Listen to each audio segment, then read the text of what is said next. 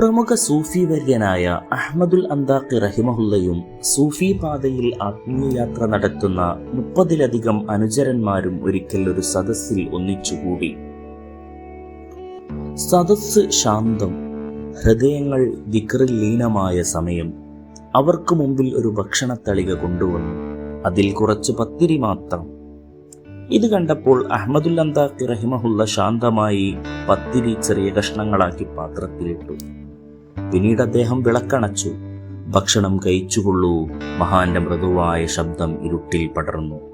ആരും ആരെയും അറിയാതെ അള്ളാഹുവിൽ പൂർണ്ണ തവക്കുലോടെ എല്ലാവരും ഭക്ഷണം കഴിച്ചു. സമയം കഴിഞ്ഞപ്പോൾ മഹാൻ വിളക്ക് തെളിയിച്ചു. അത്ഭുതം! ആദ്യമുണ്ടായിരുന്ന പത്തിരി ഒരു തുള്ളി പോലും കുറഞ്ഞില്ല. അതേ പാത്രത്തിൽ, അതേ രൂപത്തിൽ, അതേ അളവിൽ. അപ്പോൾ സദസ്സിൽ പടർന്നത് വിശപ്പിന്റെ ശമനമല്ല, ഈമാനിന്റെ പ്രകാശം.